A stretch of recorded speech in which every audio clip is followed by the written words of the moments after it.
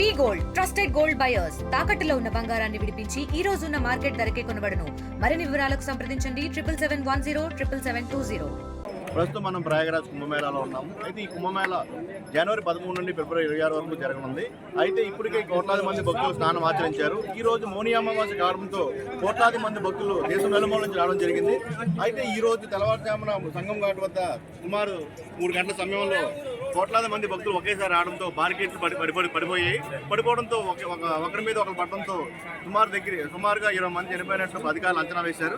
అయితే ఇప్పటి వరకు ఎటువంటి అవాంఛనీయ సంఘటనలు జరగకుండా బాగానే జరిగింది. కాకపోతే అధికారులు ఈ మౌని అమావాస్యను అంచనా వేయడంలో విఫలమైన అనాలి.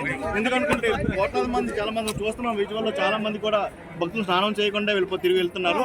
ఎందుకంటే ఈ సంఘటన జరిగిన తర్వాత భక్తులకి సంగం ఘాట్ వద్దకి అధికారులు వెళ్ళనివ్వకుండా ఆపి బారికేడ్లు వేస్తారు.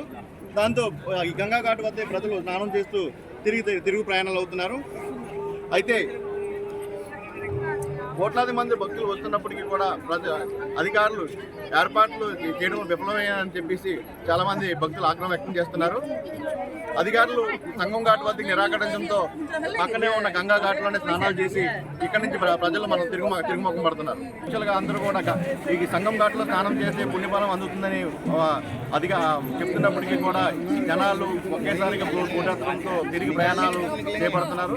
పక్కనే ఉన్నటువంటి గంగా ఘాట్లోనే స్నానం ఆచరించి భక్తులు తిరిగి గమ్యస్థానాలకు చేరుకుంటున్నారు. అయితే మనం చూసుకున్న ప్రస్తుతం చాలా మంది కూడా చాలా నిరాశతోనే వెళ్తున్నట్టు అనిపిస్తుంది. ఎందుకంటే అందరూ కూడా ఈ సంగం అనేది గంగా, యమున, సరస్వతి 3 నదుల సంగం ఇక్కడ స్నానం చేస్తే తమ కోరికలు తీరుతాయని భక్తులు బాగా నమ్ముతూ ఉంటారు.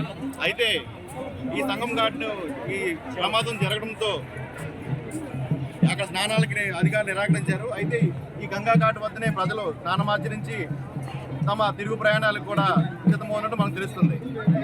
అయితే ఇది ప్రస్తుతం ప్రయాగరాజుల పరిస్థితి. Cameraman Kankaraju, Amit, RTV. మరిన్ని వీడియోస్ కోసం ఛానల్ ని సబ్స్క్రైబ్ చేయండి. లేటెస్ట్ అప్డేట్స్ కోసం వాట్సాప్ ఛానల్ ని ఫాలో అవ్వండి. ఆ లింక్ డిస్క్రిప్షన్ లో ఉంది.